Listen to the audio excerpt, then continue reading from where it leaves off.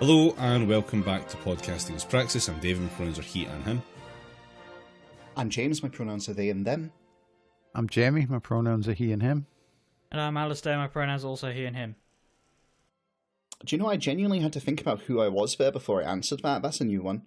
Good to see the ADHD medication change is going well for me. I was going to say the order didn't even affect you there. I know, I don't know why. Would we be podcasting is practice if we didn't have a small existential crisis every time we started recording? Yeah, fucking mood. Yeah, okay. Yeah, if only that was the only time I was having one, that would be nice. Well, then you decided to start a podcast about it, and here we are, all these years later. Yeah, sorry. Anyway, what have we got? Rob's not here to do the notes, so it's wet play For hours. that drop in quality. Yeah. We are having podcast indoors today, but it's also very hot and humid. You're going to have to deal with that. Well, I'm going to have to deal with that while I go through the first nugget with you. Yeah. So, first up tonight, Iran is mad at Israel for understandable reasons. The chairman of Hamas and the Prime Minister of the Palestinian National Authority, until last July, Ismail Haniyeh, was assassinated in Iran amongst a bunch of negotiations that were happening recently by Israel. Negotiations important or about anything important? No, probably okay. not. So Iran has not yet indicated when it will retaliate, which has left Israel on high alert ever since the assassination, which Israel has also said they've not admitted it was them that did it, even though who else would... Did they say it wasn't them? Well, no, so actually they admitted it by plausible deniability, which is they had a Middle East spokesperson for CNN from a Middle East government, which is Israel. It's fucking Israel. Initially came on to say that they'd assassinated him by essentially the claim was they planted a bomb in his apartment and it sat there for like 2 months until he came into the apartment and they like blew it up, like because the guy moved like apartments and safe houses essentially. So that was a claim. There was a counterclaim that they'd actually done it with a drone and like just like fired a missile in essentially.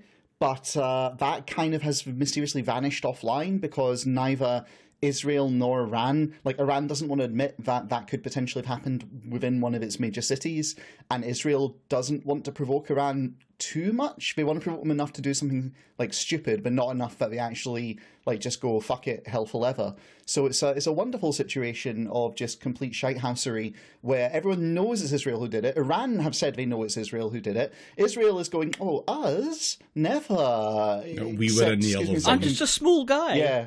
Just a little guy. Excuse me while I step behind this screen that says a spokesperson from Middle Eastern government and talk to CNN about it, So it's great. It's great. And I imagine you're going to mention the rest of the shit going on in the surrounding area, Alistair, yeah? No, that's it. I'm of course joking. Damn. What else do you want to add, James? I was just about all the other surrounding territories who are basically linking up with Iran to do something about this. And, like, because Israel they've pissed off quite a few different people, Lebanon, Iraq. There's been... They're really bad. On one, aren't they? Yeah. But what I love about this is, like you said, they've not given them one, because last time like Israel did something, Iran was like, oh, we'll do something to save face, but we'll let Israel know it's coming so that Israel can defend against it. And this time they're not doing that, which means that Israel's burning through millions upon millions every day as they... I was going to say, yeah, how much money does it cost to keep all the light bulbs red? Yeah, I mean... So Iran previously has gone to the UN after Israel were being arseholes, as they are wont to do, and quelle surprise, nothing happened. And what are the choices Iran left with? Someone carries out an assassination of, like a politician slash high-ranking official, I think would be the correct term. Yeah, fine, whatever. They've rightly said under international law, they have a right to retaliate. And, you know, you do not have to hand it to Iran, but it is very funny to live Israel devoting more of its increasingly sparse resources, shout out to the Yemeni Red Sea blockade, by bracing for seemingly inevitable retaliation. And it was a few weeks ago now that this assassination was carried out, and understandably, Israel and, you know, to a lesser degree, everyone, all of us in the West who are supporting Israel, are somewhat on the edge of our respective seats over that. Yes. But did you know that our brave and charismatic leader Keir Starmer has urged the Iranian president to go further? No, in an amazing stroke of luck, he has asked the Iranian president to stand down its ongoing threats of a military attack. It's sterling stuff as ever. The UK was go on. I just, it kind of blows my mind because Iran has straight up said, we're going to do it and we're not going to tell you when it's coming. And like everyone in the region has basically kind of concluded, okay, everyone who's currently got beef with Israel, because Israel hasn't just been assassinating, you know, people in Iran. They've been doing it, you know, been launching missiles into Lebanon. They've been fucking with Iraq. Like, there's a lot going on down there that Israel is right at the center of. And the indication seems to be that they're all going to do something together. What that will be remains to be seen, but like, we're in this weird situation. Like, there's going to be a war down there for the simple reason that if they Israel keeps fucking for the simple kicking everyone reason that of lives next to everything that's them. happened since World War II. Well, yes, okay, the slightly simple in air quotes reason, but like, yeah, it's like you say, Alistair, Israel will keep doing this shit unless someone claps back. Of course, the second they clap back, Israel is planning on, like, this is all laid in. This is why they're doing it. They're going to turn around to America and go, Daddy, the big boy has stole my lollipop. Which is why there's currently a fucking carrier group from the US heading there at increased speed, it must be said. I think the UK is meant to have also sent a carrier of some description over to... Do we have any yet? I thought they were still being fixed for being in, like, salty water. Maybe it's like a scale-sized remote control kind of situation. You know, like, you just take pictures of it from far enough away and no one will be able to tell the difference. We've weaponised the one useful thing that Britain makes, guys in sheds.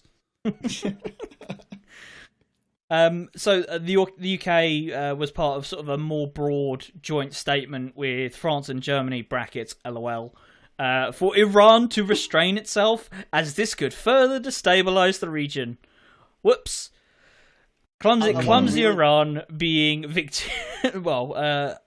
having a diplomat assassinated is at risk of destabilising the region. Like, genuinely, how could the region be less stable? Like, here's the thing.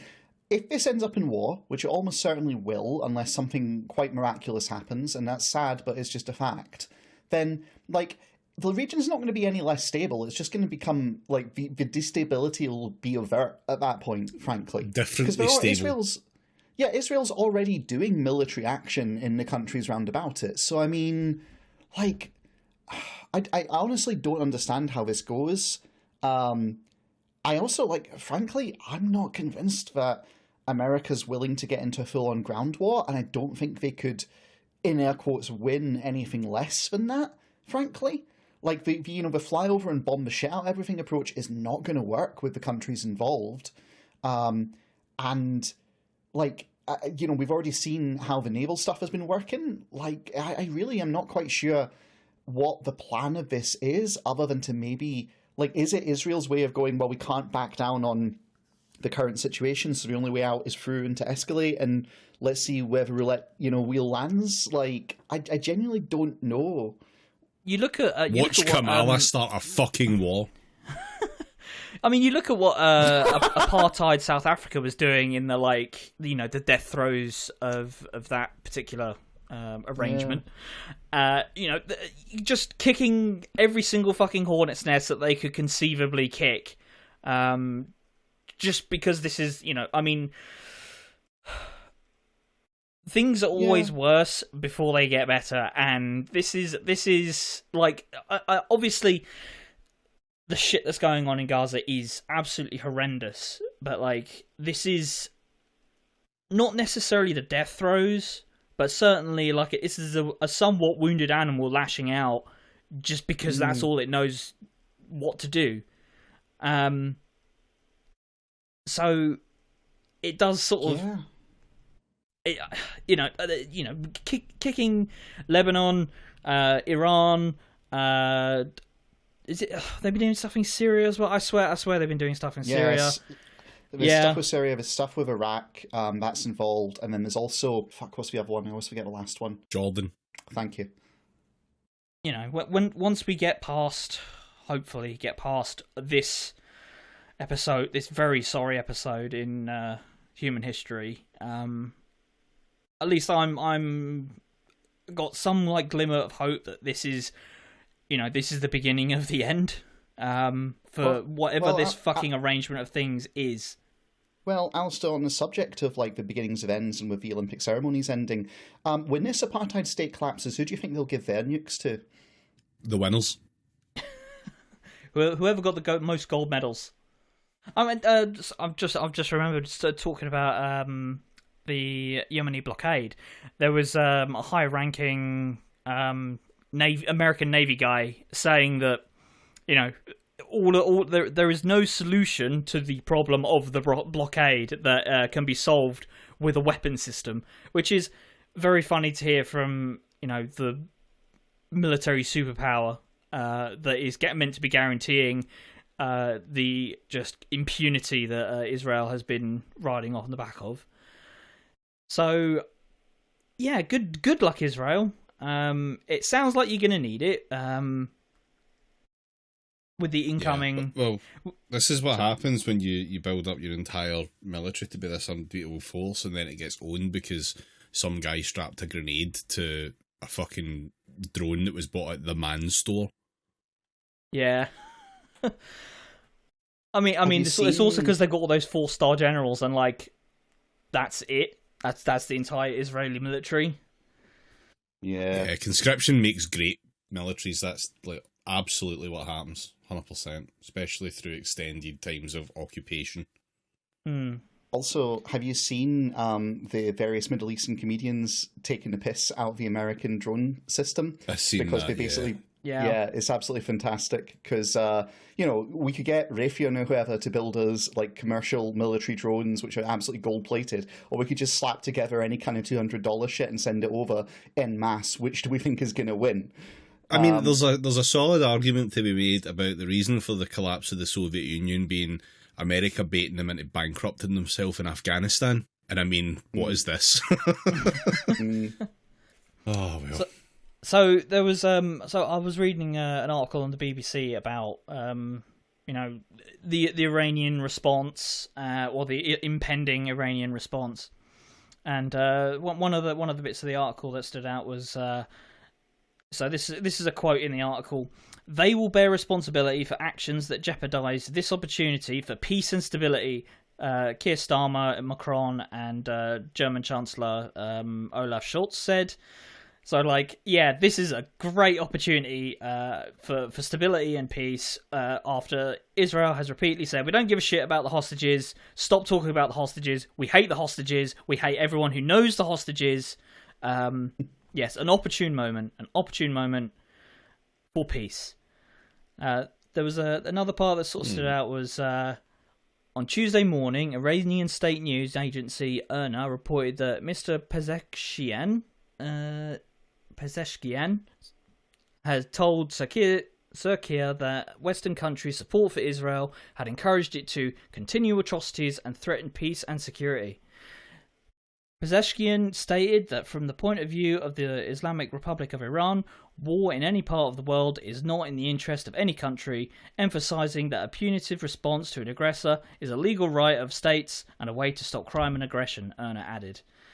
So, the one thing that has sort of stood out to me after this assassination is just... So, Iran is portrayed, obviously, particularly in the US and obviously in the wider West, as like this unstable actor. They're going to have nukes. This completely loose cannon state. Their trigger finger. We've got to be very wary of Iran. And in reality, very level-headed.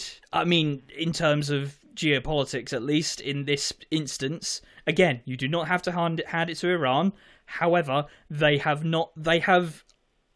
definitionally not flown off the handle, and the previous responses that Iran have meted out to Israel have, telling Israel this is what we're going to do, and then bombing about like empty military bases and stuff like that. It's not the stuff of a rogue state, really. Yeah, I think it's fair to say that while it's complicated with a capital C and like not necessarily any of the states involved in the region. I mean, anarchist here. States are bad. Like generally, governments suck, and there's none of them are particularly covered in glory for a variety of different reasons, and many of them are actually kind of bad people when you get right down to it. That can all be true, and we can also recognize. Yeah, well, and we can still recognize that in this particular incident, Israel's the inciting party. Like, let's be real. It doesn't matter what the if you try and muddy it with broader history, it's like, that's all great and fine, but, what's happening right now? Yeah, right now. How many times has Britain or fucking America, most specifically Obama's fucking America, ever given advance notice of you are being drone striked? Like, officially or unofficially? We don't even fucking do that shit. Well, we tell China when we're going to do shit. Like, yeah, but that's not telling the people we're doing it to. You know what I mean? Like, this is the difference. Like, if you're going to do any sort of, like, ranking of,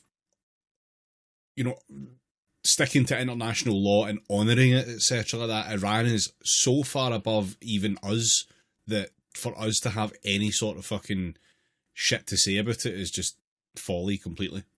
Yeah, I mean, this is one in like a longer string than you'd expect of states that are emphatically not the West, cleaving closer to the lie that is the rules-based international order than Britain, France, America, Germany. Like, yeah, these this fig leaf that the West gives itself to say that we are actually the upstanding and correct hegemons of this world, and yet we can't even follow the fucking rules that we tell everyone else to follow by. Which like if you follow geopolitics in any non-insane way, it just becomes eminently clear.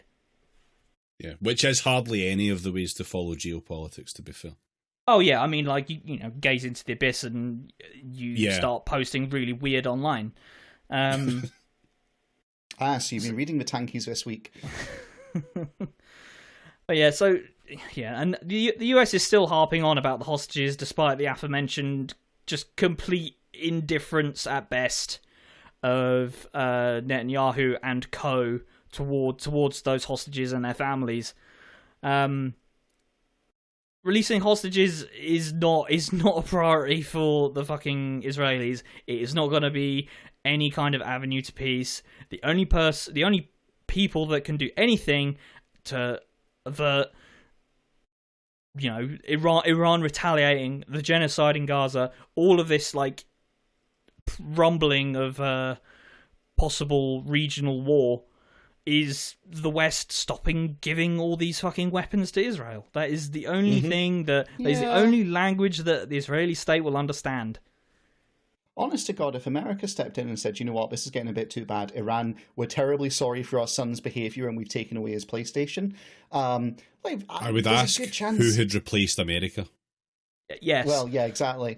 But like that actually was a pretty good chance Iran would probably take something like that. If America was to like get Israel to stop their genocide in Gaza, stop their military actions in the nearby region, and like just not even apologize, but just shut the fuck up and go away, then Iran would probably settle for okay, well, just to let you know, we're going to bomb like a weather station or whatever.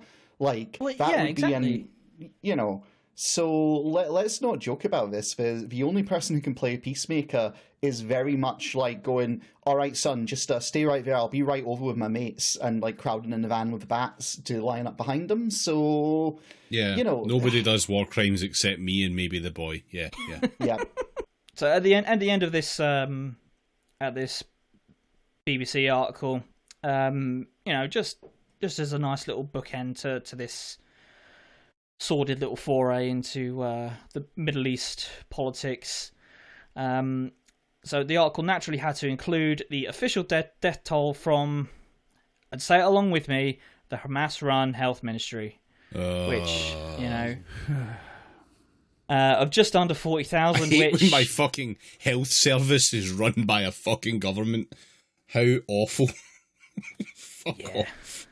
I mean, like it's again another piece in a long line of news articles where I mean, have you seen? I think it was Reuters. There was an article that was saying that Israel killed a bunch of kids in a school yesterday, and there were like 4 different versions, each one more obfuscatory than the previous. The fact that it wasn't, priced in to begin with is probably the most surprising part of that. You can now tell when someone's accidentally done journalism on Israel by the number of headline changes. So that's the world we live in. Yeah, but going back to this BBC article, so the 40k figure, which is essentially the last figure that to quote the article, Hamas-run health ministry was able to report before the entire infrastructure of that health ministry was eviscerated, and what's left in Gaza, if you can even call what is left a health service in any way, it's just bits and pieces of basically first aid at best. Yeah. It is. So that 40k number, or just shy of 40,000, is the last official number that they were able to actually report. A number that could be nearly almost one fifth of the number in reality, according to a Lancet study. So, and they're just going to keep quoting that 40k number, at least in the Western press. Al Jazeera has mentioned the Lancet study. As far as I saw, BBC, Guardian, that sort of thing. Well, maybe not the Guardian, actually. I think they did mention it, but definitely not the BBC. Have not mentioned the Lancet study with this massive figure of I think it's about 184,000, which is nearly. I'm sure the BBC will get to it. They're just very busy with all the racism and transphobia at the minute. Yeah, I mean they've got their hands full. But that once that fact checking mob get to that'll be fine. Yeah, so that Lancet figure is about 10% of the population in Gaza, nearly 10% of the population in Gaza prior to 7th of October last year.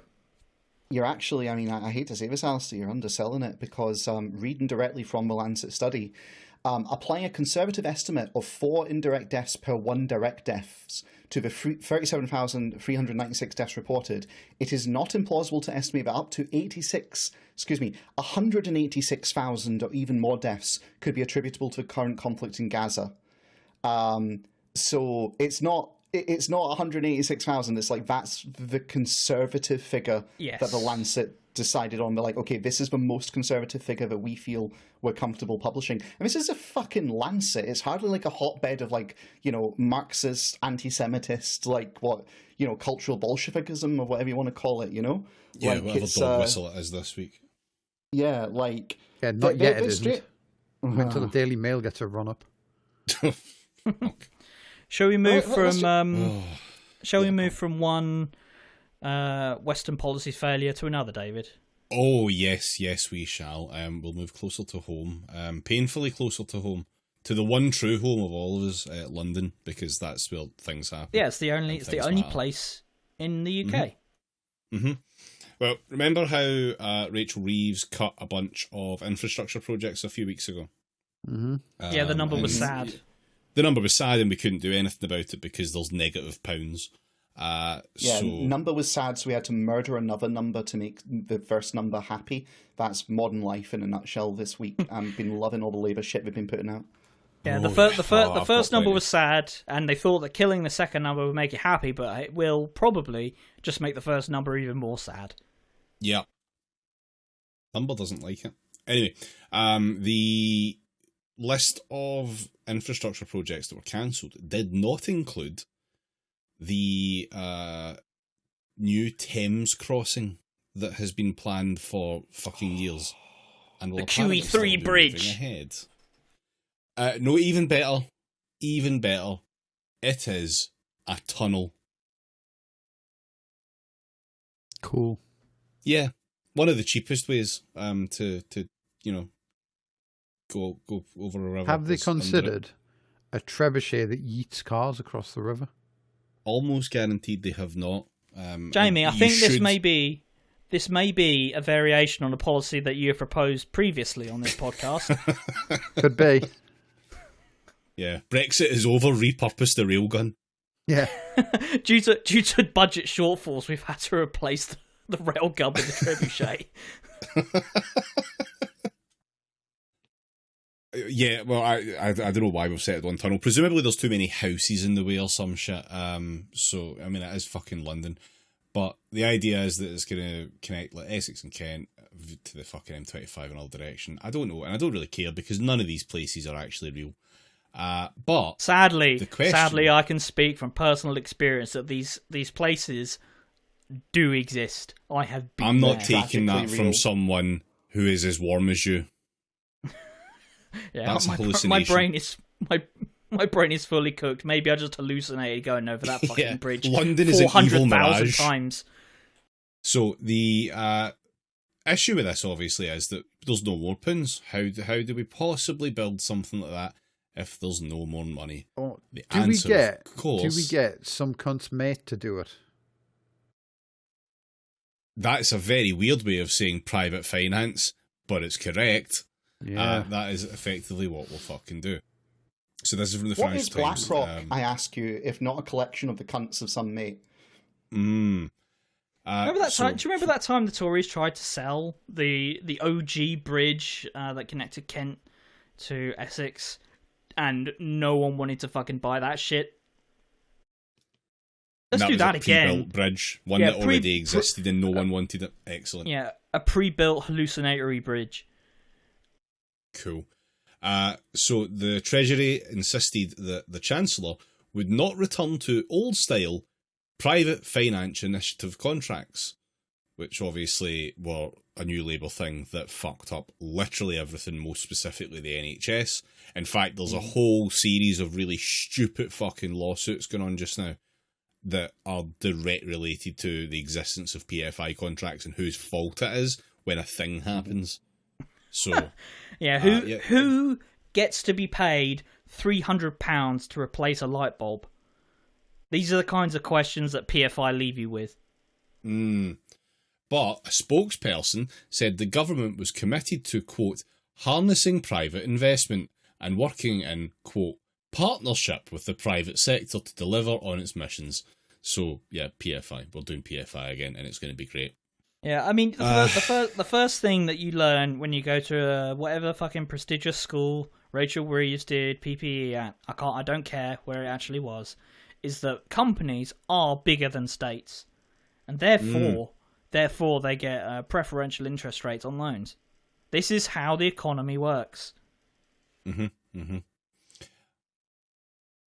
This entire thing, so there's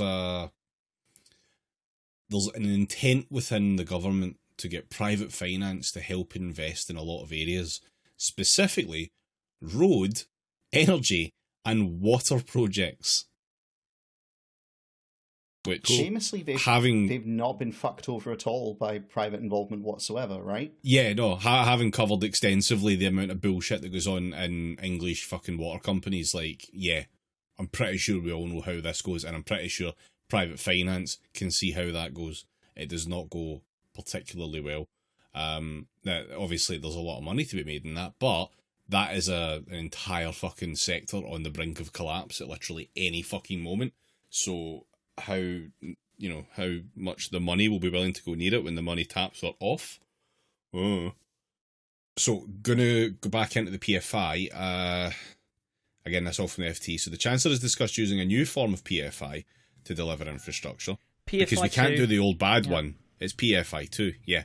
And this will help us keep all the debt off of the government's balance sheet. Something credit card. Remind me what happens when... So you take a pile of money. Mm-hmm. You give it to a person to build a thing. That thing exists, presumably. Yes. I mean, a bit of an assumption with things like the Ajax, but sure. If you have, you've engaged in the marketplace of ideas and you have exchanged goods for service, exchanged currency for services, and that service has rendered what one might call an asset. Right. That thing could be said to have a monetary value. Right? Right. Is everyone still with me? Far? Yeah. If you own that thing, technically, you own the money that thing is worth. No, you lost me. Sorry. That's, okay, right. That's madness. Silly. Foolish. No. Okay. Yeah. Well, I tried. Can you describe it in terms of a household credit card, please, Alistair? I'm so, spendthrift that I don't even have a credit card. I don't know what one is, and the fact that you have mentioned it to me has outraged and disgusted me. Yeah. Oh, well, I guess we'll just never know. Alistair's credit score is 1-0. And it's only half time, baby. So the way that this is different is they want to use a regulated asset-based model, which unfortunately Rob isn't here to explain to us. I don't know. I've got no idea. I'm assuming in a way, the regulated part is the bit that's really different here. And the thing I'm getting from it being different is that it's more shit if you're a private investment firm. The difference is that assets are just liabilities. That's why it's different.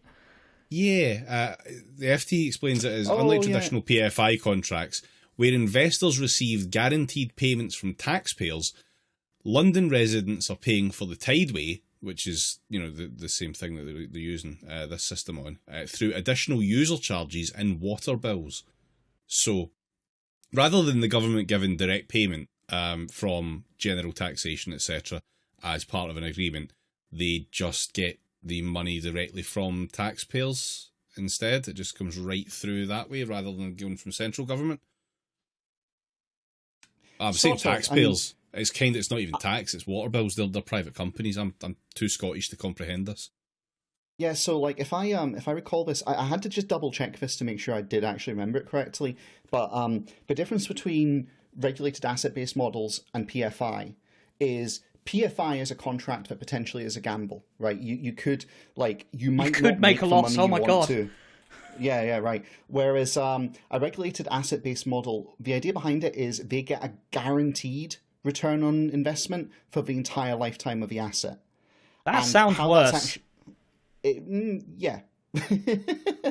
it basically is. It's the asset is used as collateral in the first instance, but that collateral is underwritten by the government, so that essentially for the value of a lifetime of the asset, they will get a guaranteed return relative to the value of the asset across its lifetime. So if it accrues in value, potentially that payment goes up. It never goes down, though, funnily enough. Strange how that works. As for how they actually choose to pay it, that very much depends on the local financing, like who's actually doing the financing, whether it's done by the government or whether it's being run through, say, London.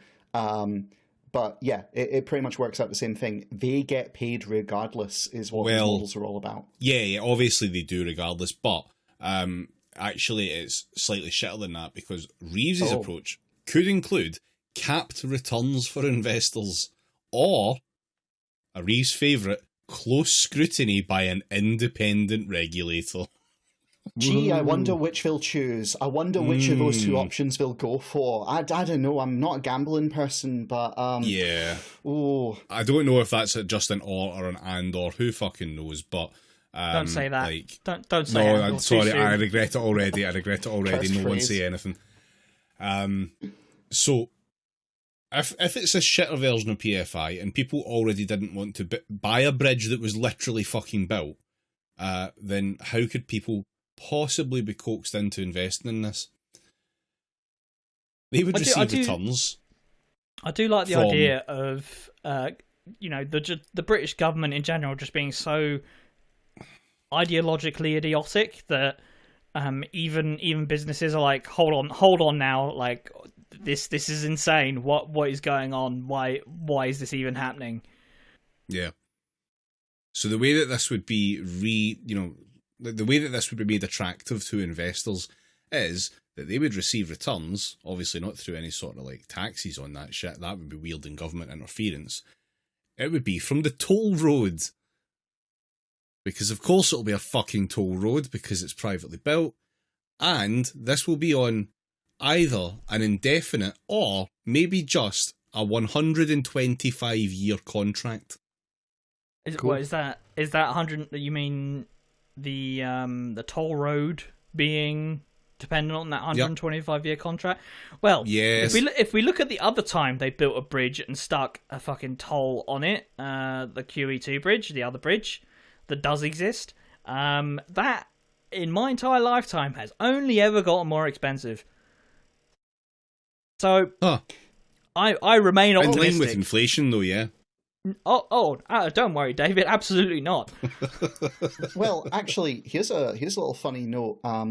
I kind of hinted at this earlier, but I just realised I never clarified it. You know, the thing about the REB, I just said that the returns are guaranteed, they're baked in, and they can rise if the value of the asset rises, right? Uh-huh. Like, what the returns are. And what is maybe not obvious is if you're paying the person who's going to be getting their guaranteed returns to build this thing, and they're the ones building it, and their guaranteed returns are based on how much money they spend building it. Mm-hmm. Do you see a perverse incentive there? No, that sounds completely above board. That's fine. Because, just to run it by you, David, what happens if they get most of the way through a project and they go, I'm sorry, government, is going to cost another $1 billion.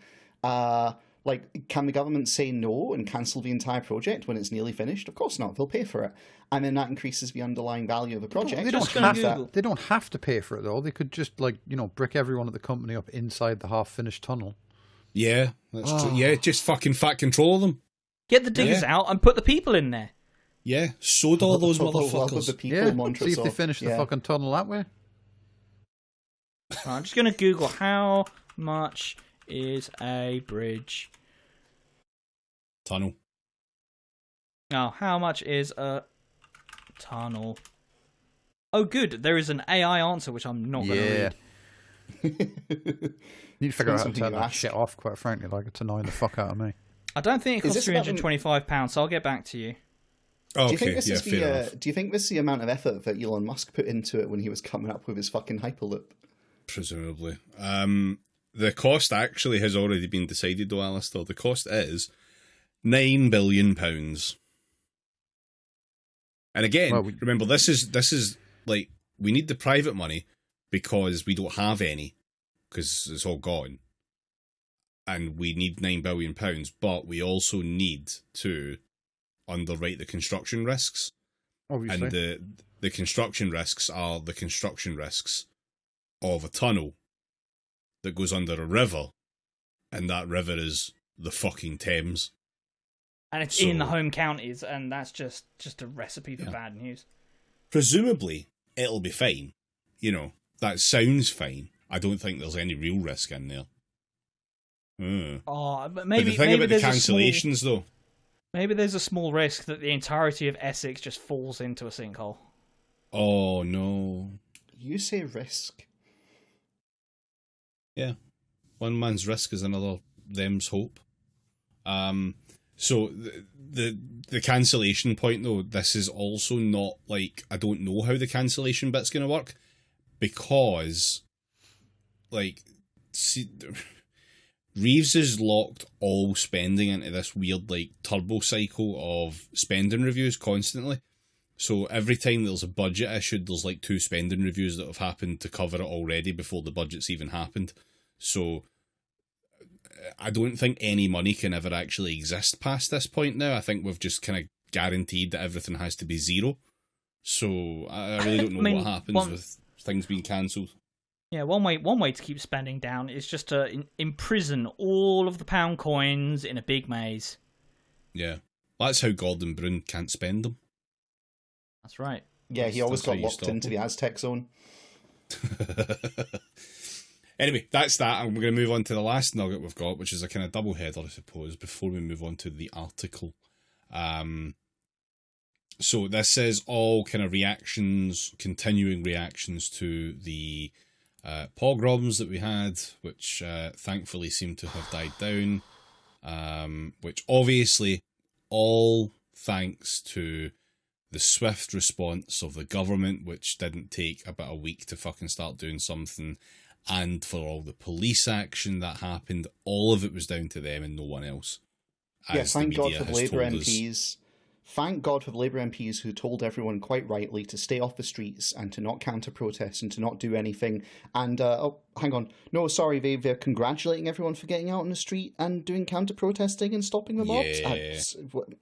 Sorry, I just need a second to correct I said this on Blue Sky, but there's never been a crisis that Labour aren't willing to take on as like the thing that they solved when they had fuck all to do with it. It's just Marcus Rashford all over again. Like, it's we should feed kids. No, we shouldn't. Marcus Rashford says we should, and everyone agrees. Oh yeah, no, we always said that we should feed kids. And look at them now. Anyway, they'll be driving across fictitious bridges in no time. This is some of the kind of more really just a couple of the ways that we're going to make things more authoritarian, because also the Labour Party has never seen a crisis and not use it as an opportunity to become incredibly fucking authoritarian. That just can't fucking happen. So the first thing is Sadiq Khan has said that the Online Safety Act, which was passed last year and hasn't yet actually come into proper effect, like none of it's been used yet, now needs looked at again, and they should probably replace it with something more. And it's all because of the fucking riots. So the Online Safety Act is a piece of shit, and I'll get onto that in a minute. But the reason that this is a big deal now is Elon Musk. Never mind the reams and reams of paper that have been spoiled with fucking anti-migrant, anti-Muslim rhetoric across the entirety of the British press, pretty much to a paper, right? Like, yeah, it's Elon Musk's fault that the Daily Mail has had just unfathomable bloodlust towards Muslims for the better part of the last 30 years. Yeah. Yep. I'm gonna be real. If all we get out of this is Elon Musk gets fucked on from a great height, and we're not even going to get that, but let's dream here. We won't. Like, if all we get is they fight Elon Musk and Elon Musk gets fucked over by the British, system, then okay. Like, don't interrupt two cunts when they're having a bar brawl. Like, let them get out. Yeah, but at the same time, like, we're going to get collateral from it. I mean, realistically, how fucked is he going to get from the British government? He's not. I mean, like I said. Yeah. Like, I mean, even if they had the will, like, you know what I mean? Are they going to send like fucking, you know what I mean, the super army soldiers to black bag him? Because if so, then yeah, cool. But if they're just going to go, well, we've moved all of our accounts like from off Twitter now, we're all on Threads. Then yeah. So the reason that it was all Elon Musk's fault, other than the fair criticism that Twitter is a fucking fascist cesspit that peddles nothing but conspiracy theories, racism, and fucking CSA imagery. Elon Musk shared a fake Telegraph article that was posted by, like, I don't know, like some fucking high Hegian in Britain First, or whatever's left of that Facebook group. And he then did some of the weakest Keith posting in history. And obviously that was a 1-2 combo that means that we now need to basically make the internet illegal. And now a word from our sponsors. Everything is fucking expensive. Subscribe to Praxiscast at patreon.com/Praxiscast. Which is great. and I'm sure that we'll all love that world that we can live in. And like the reason for this is the Online Safety Act is a shit piece of legislation, and it's shit because it's shit, and it's Tory legislation, but it's shit in the way that like New Labour legislation is. Like it's tremendously bad in that way, and that it puts the onus on social media companies to not allow content which could cause harm. But harm isn't something that's actually defined. It's just generally harm. So until someone like goes to court over it and proves it's harm, then there's this like, you need to be very extra careful. That you don't know where the line is, so you can't let the line be crossed. Now, obviously, this would be much more of a problem if social media companies gave a fuck about shitty backwater countries like the UK, which thankfully they don't. But this is actually a problem because harm, and it's largely harm against children, can be perceived in ways which are not in good faith. Is this America? This is breaking containment once again. Pretty much. I mean, this is the usual TERF fucking dinner bell of was it kids aren't safe. Foster and Cester? Is this yeah, is this those just ones. Section 28.0? Fuck yes. Yeah. Jesus fuck. It pretty much is, and but it's like absolutely stealth because at no point have they said it is. But if someone was to make a complaint about how, we can't let the fucking kids see the gay people or the trans people, that's doing direct harm to them. And, say, for example, I don't know, a guy who fucking loves hanging about with fascists like Elon Musk that owns a website like Twitter, decides, okay, that counts as harm. Then you could end up with scores of people being booted off the website. Any sort of fucking safe discourse booted away. Doesn't matter if you got a locked account or not. Why doesn't it matter if you got a locked account or not, or even just DMs? Because there is a requirement for general monitoring built into this as well, which could arguably also mean that end-to-end encryption can't be a thing. So your DMs are not actually secure in any way, shape, or form if you're complying with this law. Is this not just another one of those we're going to make maths illegal type things? Basically, yes. This is what I mean. Yeah. It's absolute New Labour legislation, even though, like I said, it was the Tories. But then again, the Tories tried to make fucking... No, the Tories made numbers illegal. It was New Labour made chemicals illegal. But yeah, so that's basically what that is. And they want to make it worse. So that's going to be cool. I'm looking forward to seeing what that ends up being. Again, none of it's actually been enforced yet. It's still not really in effect, even though it is law. So we'll just need to wait and see how all that pans out. But I don't know. Maybe we should get a fucking VPN sponsorship or something. Yeah, VPN is shit. They're not very good VPN. Is there a good one? I don't know. No, we're not doing fucking free advertising. Fuck that. They can pay us if they want us to say there's a good one. Fuck them. But yeah, so that's where we are on that side of things, and you'll be glad to know that Starmer is fully on board with that. And this is also, going back to the Musk stuff, and like Jamie said, now they're not all, thank fuck, but a lot of them are saying we should leave Twitter, and saying to their followers, you should leave Twitter. Which obviously, if you have a Blue Sky account, if the poster in front of you falls, pick up their rifle and continue firing, etc. Do not fucking give these cunts any quarter on that website. It is the one last place that I will fucking post. Do not let them have it. But yeah, that's everyone needs to post at Sam Friedman that he used to work for Michael Gove until everyone on Blue Sky is blocked by him. He deleted that thread. He did delete that thread too, actually. Shit. He did, yeah. Win. So the reason that I'm bringing this up specifically, though, is just to highlight something that Sadiq Khan had said, which is that Labour MPs shouldn't be leaving Twitter, and they shouldn't be leaving Twitter for the same reason that Labour MPs should write in The Sun. So, 10 points for ideological consistency. Jesus fucking Christ. Yeah. Were you ever in school and you turned in like math homework or something, and like you turn it in and you get like 1 point and the teacher goes, "You've got the right answer, but damned if you didn't use the weirdest, wrongest method I've ever seen." Because that kind of feels like this. Keep the Labour MPs on Twitter. Yes, his reasoning, complete dog shit. Yeah, absolutely, yeah. Absolutely. Jamie, did you not have some sort of like weird... You must have come up with some sort of really weird workaround to get into an answer at fucking Dry Stone Wall Computing College? No. Oh. You just put the fucking electrons in the brick, you know what I mean? That's all there is to it. Nobody checks if it's actually working or not. So long as it doesn't fall down, it's... Yeah, okay, fair enough. Slapping the side of the stone wall saying this thing's got so many MOSFETs in it you wouldn't even believe. Love it. Nobody can get Wi-Fi to work anyway. You know what I mean?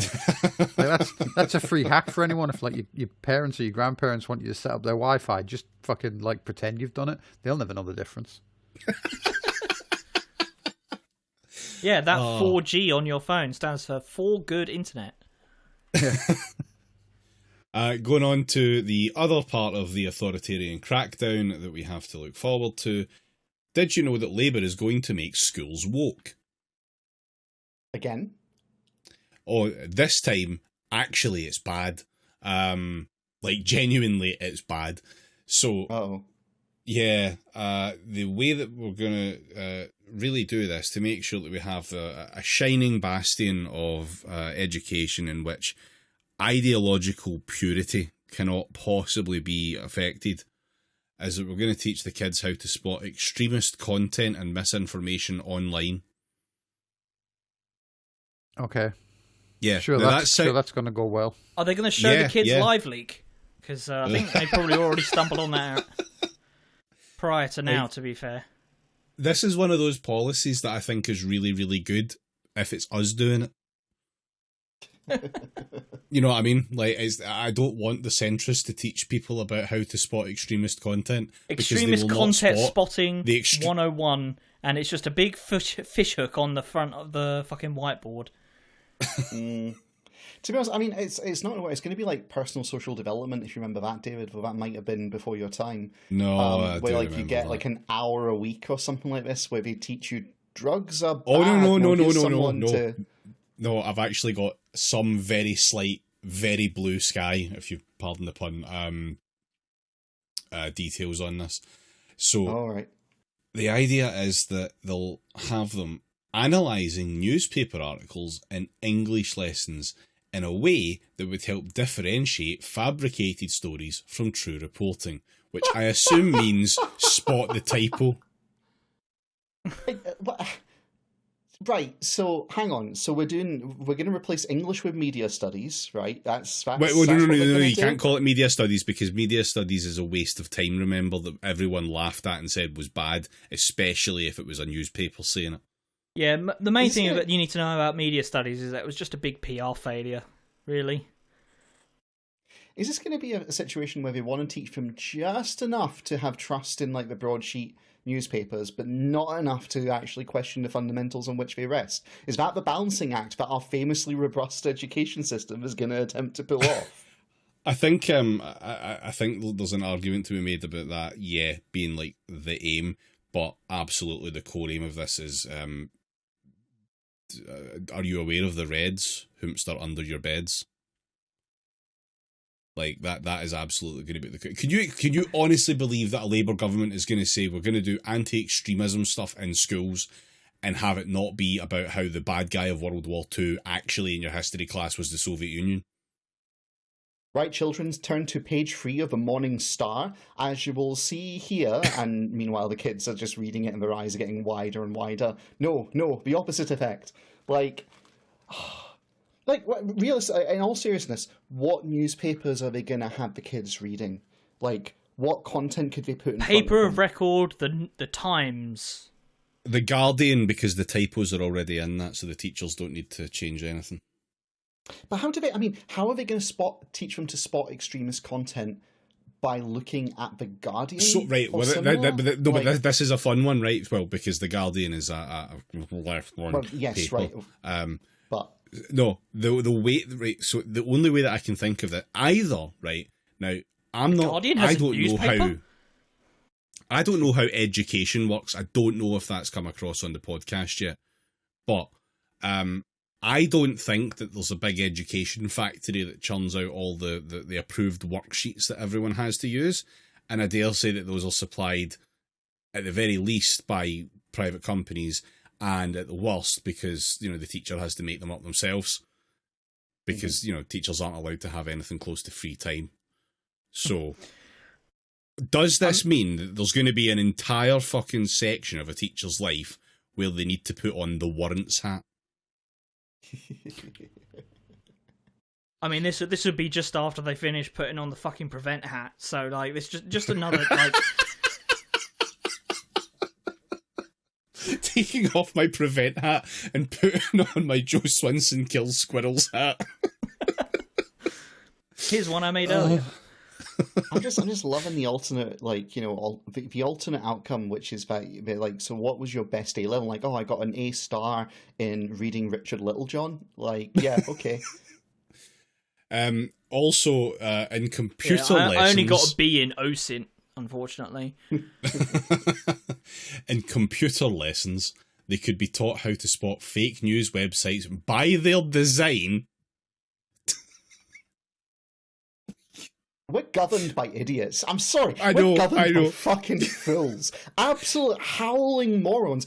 Gibbering idiots who have never once in their life actually interacted with anything approximating the real world. Yeah. How?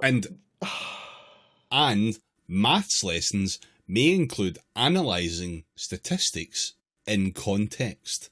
Now, that in context is like a very sinister ending to that sentence. I don't quite know what the aim of that is. It's weird, but whenever I did statistics stuff in school, I remember the thing that we were told about statistics was you can basically make these say whatever you want. And that was the only thing I really took away from it, not how to do statistics. I mean, the funny thing is, there is but this is something that essentially would have fallen under media studies. I mean, as we've sort of already established, that is just the sin that cannot be repeated ever again. Anyone knowing what the media is, now we have to put weird statistics shit in maths when, doing statistics in maths is about being able to work out how to get these numbers that look like probabilities and shit like that. Like, is that not the one time that you learn what sigma is for? Except obviously all the kids have already heard sigma in a different context already. It is weird though, Alistair, that the media was so against media studies. Odd. Just so odd. Very odd. Anyway, that'll do us for the nuggets. So it's time to go on to the article and continuing the post-riots stuff. I thought I would bring us some wonderful analysis by an expert in the field of fascism. Uh-oh. Mr. Paul Mason. Oh, I thought you were going to go with, Douglas Murray or something. No. I think it's funnier if we find out what Paul Mason thinks about all this, because he's so often completely fucking wrong. So this article's titled, How We Can Defeat the New Fascism in the Wake of Britain's January 6. Oh my Christ alive. Stoya, come to London, I need a diffuser kit. Okay, sure. The riots that followed the Southport murders were not just driven by racism and Islamophobia. So far, so good. They were conceived, both in the minds of the rioters and those inciting them, as a political challenge to the Labour government that was elected on the 4th of July. So, based on all of that, this is our equivalent of America's January the 6th. A challenge to our values, to the rule of law, and to the legitimacy of Labour's project of national renewal and social cohesion. What? How much fucking spice is he smoking? Because my entire arse, Paul. Did Did any of these fucking fascists turn up at Westminster, at the palace, to fucking smash shit up there, to, like, with guns, like, pointing them at MPs or MPs' offices? Did any of that happen? Like, say what you will about the January 6th fucking rioters, fucking insurgents, I don't care what you call them. Like, there was a very marked difference between that event and this one. Like, so, Paul Mason is very passingly, like, I'm not going to say he's correct, he is in the same postcode as The Truth when he says that it's a challenge to the government, because that's what rioting is. It's a breakdown of, like, the social order and the rejection of, but to leap off from that... It's the hard swerve he does when he says the Labour government. Yeah. Yeah, it's like to leap off from that and go, and really, therefore, that shows us that the Labour government of the day's agenda, which isn't really in place yet because they've only been in the job for 3-4 weeks, is what they were protesting against. Like, what? Keir Starmer is the strongest anti-fascist force in the country, actually, I think you'll find, as he commits authoritarianism on a scale hitherto not seen before. Drag us through this, David. Jesus Christ. Well, the government has done the right thing, centralising the public order response and mobilising the criminal justice system to deliver swift, tough sentencing. As a party and a movement, we too need to adapt. He's writing this in Labour list, by the way, so he can go fully beyond the sphincter with his tongue on this one. This is not the fascism my generation had to confront in the 1970s and 80s. What? That was a hierarchical, nationalist, and largely powerless movement, easily contained by mass community mobilisations, as at Lewisham in 1977, and by big countercultural events like the ANL carnivals.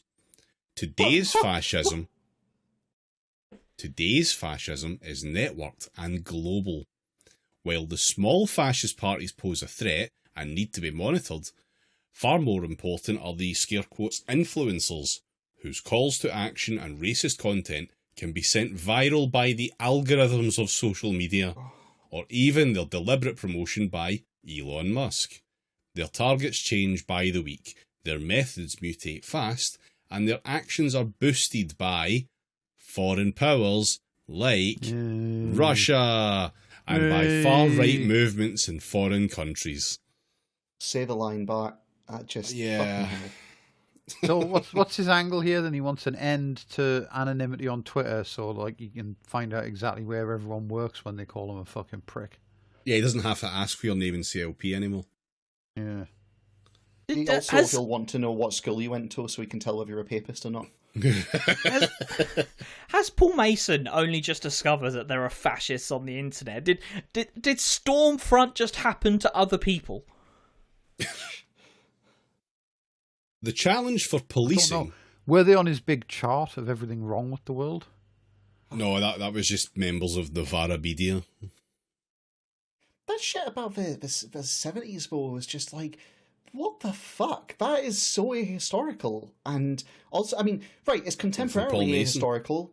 Well, yeah, but I mean, it's contemporarily ahistorical because what actually stopped the riots? Was it the police response? No.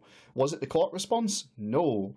It was the fascists showing up and suddenly there were massive fucking counter-demos up and down the UK and they realised they were outnumbers and they went back in their box, right? That's kind of how it works. That's the only thing that does work. And to say that, like... I actually saw a fucking column about this today, and it was actually the sentences.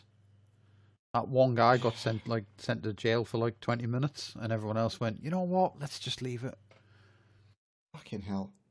But his 70s stuff though is just bullshit, just absolute nonsense. Like the fashion in the 70s were nothing they were right. If I say they were less organised than today, I do mean it in the sense he's talking about the international confluence of capital and fascist influence, etc. that's being directly supported. Sure, but they were less organised, but they were present and they were How can I phrase this?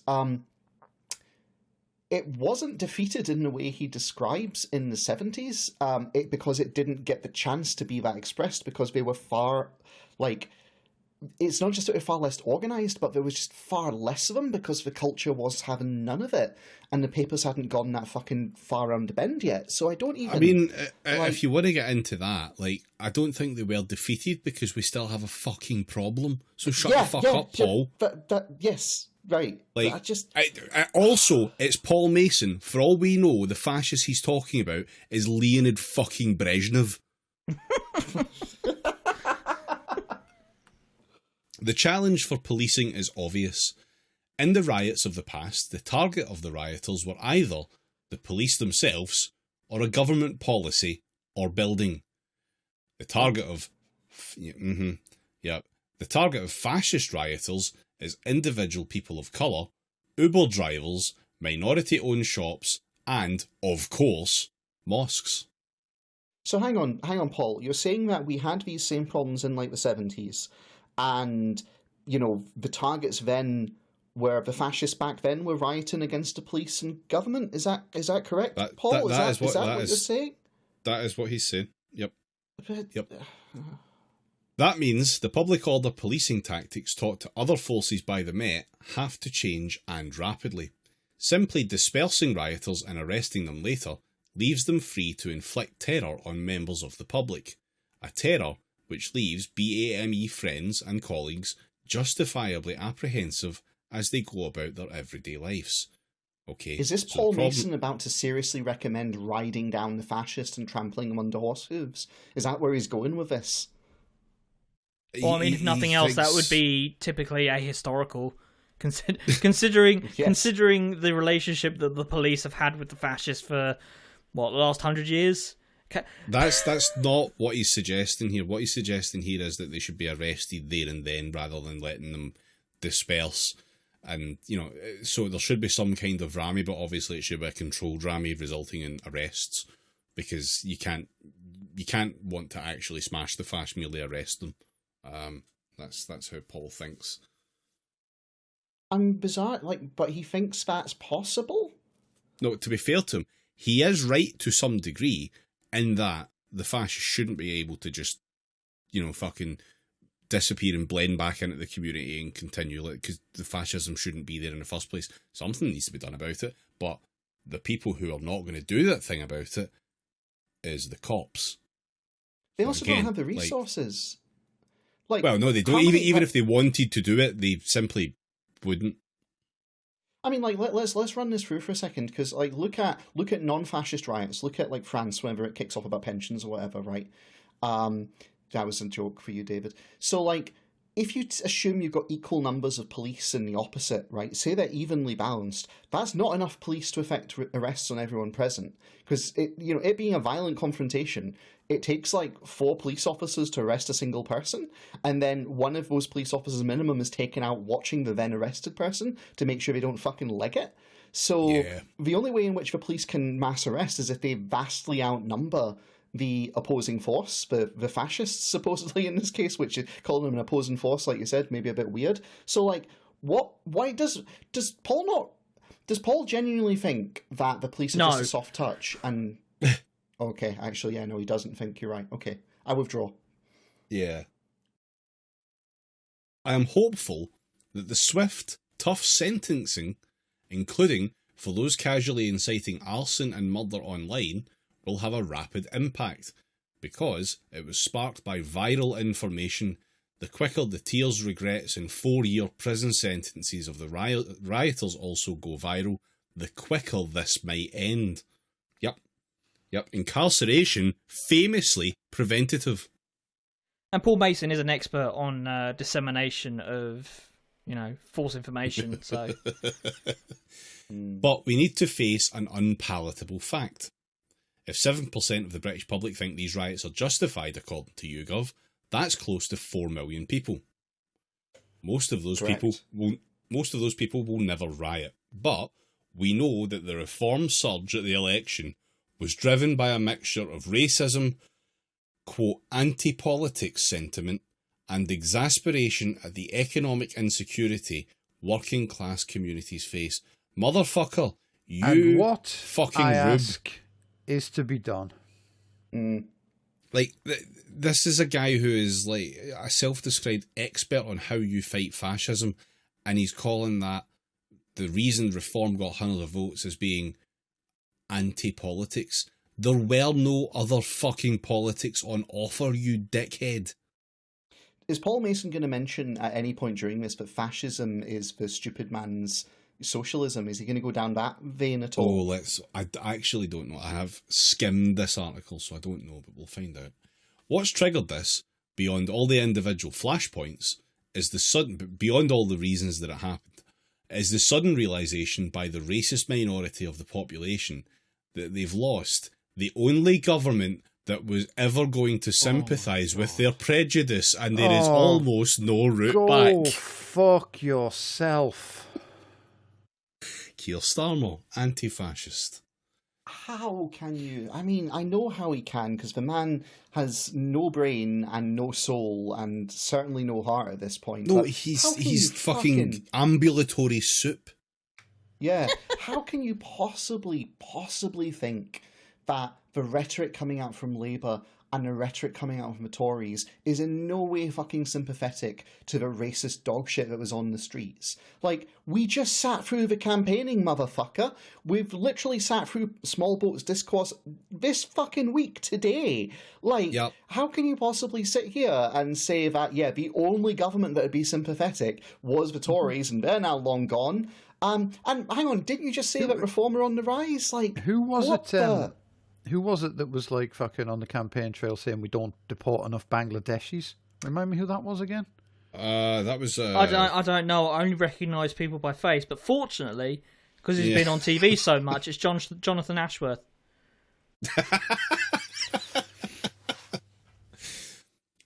Yeah. Thank you for that one, Starmer. Also, remind me what happened in Clacton, Paul Mason. What happened to the young up-and-coming BAME person who was standing for Labour in that constituency? Was he hung out to dry by any chance by the faction of the Labour Party that you are now whole hog for? Yes, but that wasn't for racist reasons. That was for making Keith jealous of his like clout reasons. For posting too good. Yeah, that was his chief crime. Therefore, we should allow Nigel Farage to be elected essentially unopposed. You're not understanding party politics from a Marxist perspective. That's all that is. I endeavour never to. The new fascism is fueled not just by prejudice, but by a theory that migration is a form of invasion, that we, the, quote, woke liberals, are its collaborators, that a shadowy global elite is trying to wipe out the white race, and that it will all end with an ethnic civil war. Now, yeah, he's just described... Yeah, he's just describing the Great Replacement theory. That's all he's doing, which is a thing that has been around for I don't know how fucking long. Presumably since the first white man. Years. Yeah, presumably since the first white man decided to do skull science. Yeah, Paul Mason here speaking in defence of the Labour Party, which until recently had Margaret Hodge as a sitting MP, and now in the Lords, who has been praised by since the BNP had praised Margaret Hodge in the past for her attitude to migrant workers. Oh, and housing policy. Oh shit, this ain't looking good, Paulie. That's why it is so dangerous for the richest man in the world to broadcast to his 300 million followers that, quote, civil war is inevitable. Like, anyone who matters pays attention to that cunt. Yeah. You know what I mean? I mean, he's the most pick-me fucking, again, using this word advisedly, Marxist in the fucking Labour Party. Networked fascism calls for a different kind of resistance. The problem in your town may not lie in a small local branch of patriotic alternative or a, quote, football lads group. It may lie with the scattered followers of a far-right influencer living in Thailand, or an anonymous channel run from Russia. Shut the fuck up! The Who we only Times, find out the about- Daily Mail, and the Express continue to churn out the exact same shit they were doing before the pogroms kicked off. It has been, 5 days since that fucking front page that the glory to the anti-fascist protesters was plastered across all of them, and now we are back to business as usual. It is your fucking guy, Keir Starmer, who wrote in The Sun, who is more culpable, frankly, than Tommy fucking Robinson. Also, the best part of this is as well is if like you want to fucking have a go at like, oh well, it's the internet's fault. Do you know what I mean? Clearly, it's the internet's fault. We need to stop a blogger in Russia or whatever. It's like if you know what I mean. If you want to go, well, we need to do something to reduce fascism and extremism, then it's Google. Yeah, or like, fucking arrest Zuckerberg.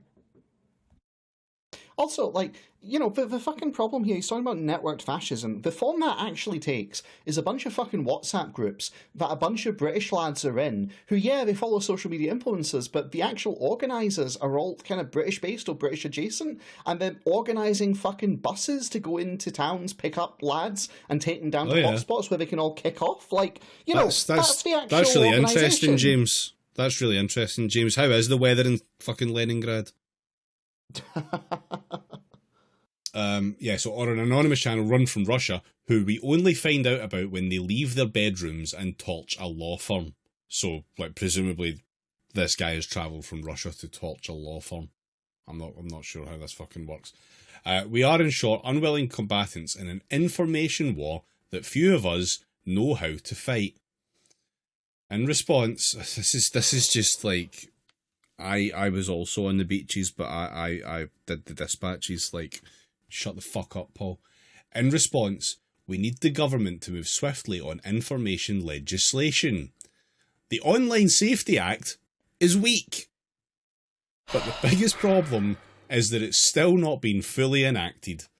I want to see the government bring its full provisions into force immediately, ending the consultation process. It should demand that Twitter and other platforms take measures to mitigate the distribution of incitement, disinformation and hate speech. There are, in the end, large fines and even criminal sanctions if they refuse. The Daily Mail.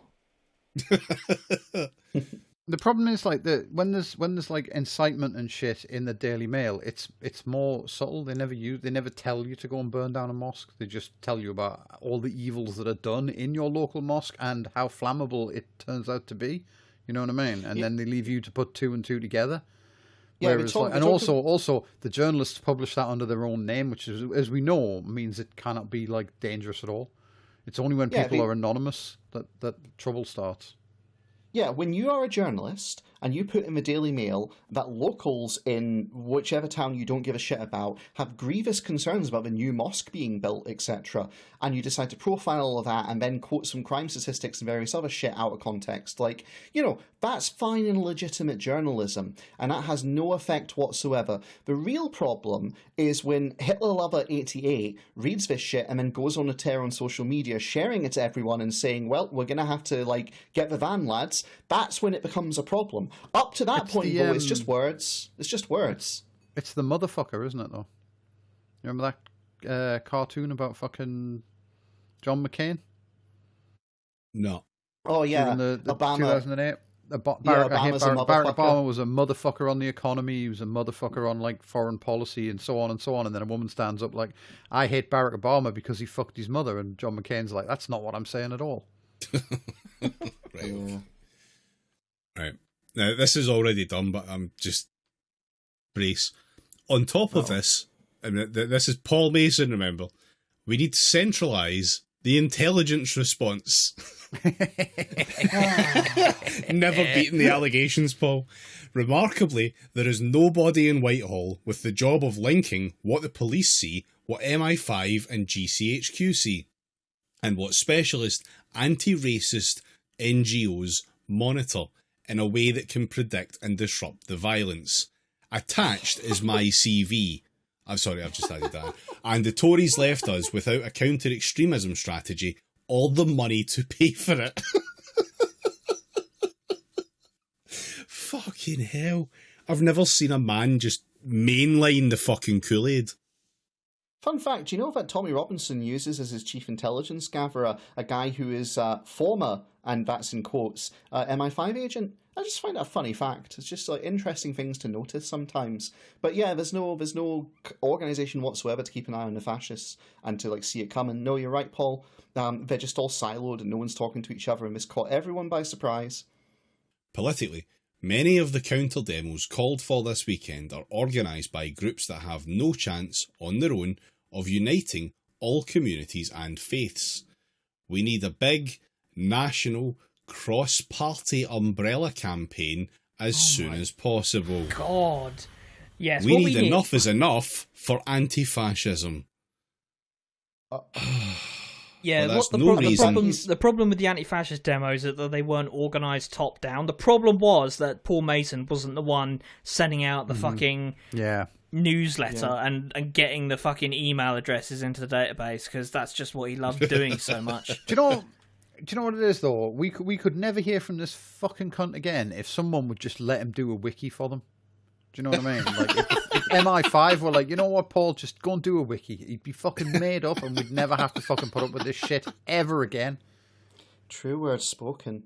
It's also like it's also that impulse where it's like, this is happening, it's working, it's successful. Ordinary people might get the idea in their head about, oh, hang on, we're dealing with this ourselves. What do we actually need all these parties and governments for? Like, so we need to get ahead of this and we need to take the energy out of it and put them all back to sleep. So when he says we need an enough is enough, I guess he's being entirely correct in that. Like, that is an honest and true statement. It is beneficial to the Labour Party to have an enough is enough for anti-fascism, in that it gathers together, some big names make some words, and then they fall apart in, basically Byzantine bureaucracy, spinning off and siphoning the energy so that nothing actually comes of it.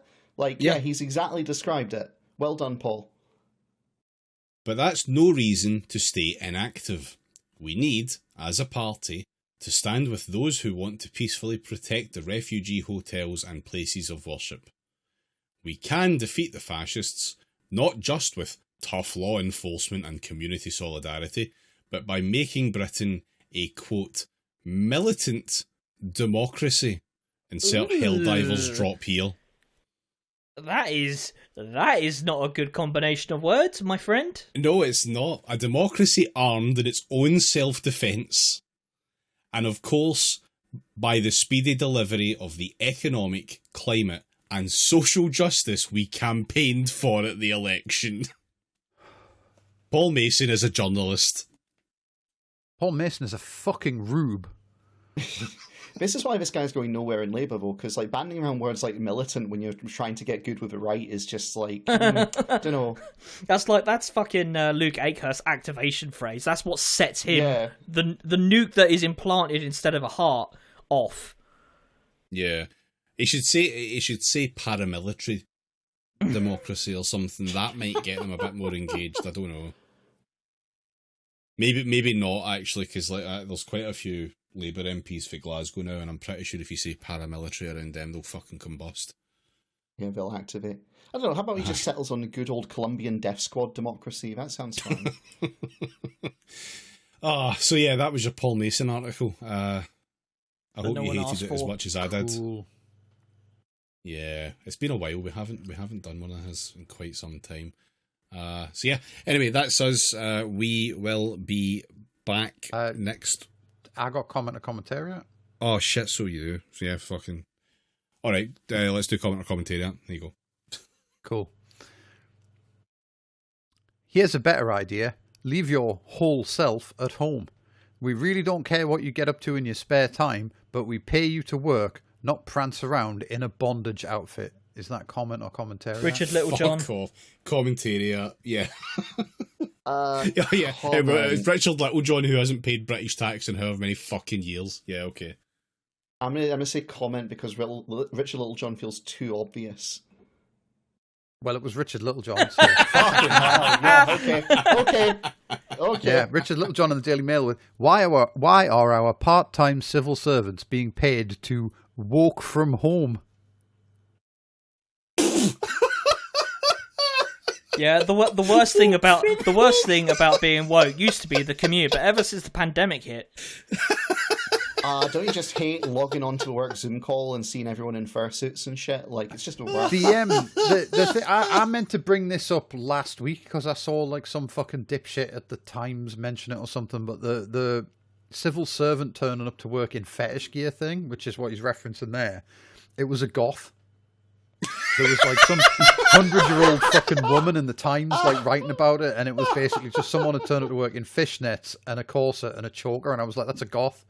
But apparently it's like, no, they're allowed to come to work in fetish gear, and I'm like, yeah, okay. We need to support goths in getting outside, but not to the civil service, because you know what I mean. Forget the nanny state. I want a big titty goth girlfriend state, please. Yeah. Woke from Home is the funniest thing that Richard Littlejohn has ever written, and he didn't even mean it to be like that. Fucking hell. Yeah. Of course, we need to create more compelling opportunities in post-industrial areas, but the elephant in the room is that nobody knows how. And let's be real, there is little hope of a meaningful revival in left-behind places until Britain decisively transitions from a former manufacturing powerhouse to a knowledge-based economy. And even when the AI revolution finally arrives, it will demand an unprecedented level of skill, education, and creativity of the average worker, which many in the underclass, as it stands, will not be equipped to take advantage of. Is that comment or commentariat? Comment for the use of the word underclass. Commentariat for the use of the word underclass. Yeah, that's fucking commentariat, hands down. Yeah, that was Sherelle Jacobs at the Telegraph. Britain is being pushed to the brink by official neglect of the white underclass. Honestly, like the only people who I've ever heard use the word underclass in that sort of context when they're trying to speak politically are just the most politically inastute people I've ever met. Yeah, I'm surprised they had the balls to just write underclass in a broadsheet, though. Like, things that are not meant to be acknowledged. But, oh well. This may sound dark, but since they're breaking down most everything that occurs in the ISS, I wonder what happens if an astronaut passes. Is there cold storage? Or do they just open the hatch and give the person a burial in space? Is that comment or commentariat? Commentariat, that's either Giles Corrin or Jeremy Clarkson. I'm going to say comment. Commentariat. That was a comment in the Daily Mail. God damn, Yeah. I'm 0 for 0. That's nothing. On an article about a day in the life of a NASA astronaut trapped on the ISS. Oh, is this one thanks? Isn't that it's just every day? That's every day for a NASA astronaut. Where the fuck else are they going to go? It's also it's because the Boeing spaceship broke down. Oh, yeah, I know that's it, that. Boeing. I know, but like, you can't go to the shops. Yeah. I bet there's a spa up there somewhere. Imagine if they just had like a fucking balcony on the outside of the ISS so you can get out for a tab. Hotboxing my spacesuit. like a fucking marine from StarCraft. This is just for all mankind again. Brace yourself for some like very subtle bigotry in this one. Memory holding speaks to a broader trend to cleanse history by erasing all that is now considered distasteful. Again, the BBC leads the charge. The comedy series Little Britain, popular in the early noughties, has been removed from iPlayer, Netflix, and BritBox because times have changed. Here we go. Although men impersonating women are widely lauded today, blacking up and impersonating another ethnicity is most decidedly not. Is that comment or commentariat? Oh, fuck off. Commentariat. Yeah, that is. Is it TERF? It's commentariat. Yeah. Comment, Guardian. That was Joanna Williams in the Times. There's a problem with erasing Hugh Edwards. Right, okay. Now that is an oblique angle of attack that I did not expect.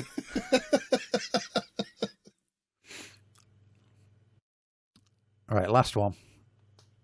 Good. Sloth virus. commonly known as idleitis. It's Jail's particularly common in some teenagers and benefits scroungers. Though frighteningly, in recent times, it has been reported that civil servants, teachers, train drivers, and especially junior doctors are highly susceptible to it. The cure appears to be to go on strike or work to rule or from home for a period of time. Is that comment or commentariat? No, it's commentariat. It's Richard Littlejohn. Commentariat. Yeah, let me just stop you there. Being lazy isn't real. So jot that down. Commentariat. That was a comment in the Daily Mail. I get off. Was that a Littlejohn article? Done. I can't. It's almost as if I picked that specifically because it sounded like Richard. Was Richard Littlejohn commenting on the Daily Mail? Probably. That was from an article. Terrifying sloth fever virus has spread to humans with 19 victims in Europe so far, and now experts warn we should be worried this could become unstoppable. And there were 800 fucking comments on that thing, and as far as I could tell from the sample I looked at, they were all entirely about teenagers, people on benefits, or civil servants. All people deserving of more respect. 800 incredibly unfunny stooges trying to get through the door at once. They should start a podcast. I hear it can be quite successful. Yeah, they're gonna take our old model to the extreme and have 800 people on at once. But it's just that one, the one turf joke. Isn't that just Twitter Spaces? No, because they can't support 800 people. Oh, well, more fool them. Anyway, okay, that'll do us for this week. Thank you very much for listening, and we will be back next week with another episode, unless you join the Patreon, patreon.com/praxiscast, which is £5 a month, and you'll get 2 bonus episodes every month for that, and access to the Discord. And if you do it, don't subscribe through iOS, just do it through the fucking website. Do that. There's more on that for the patrons later, but yeah, do that. And Twitch streams available. I would go further. I would say if you have an iPhone, throw it in a river.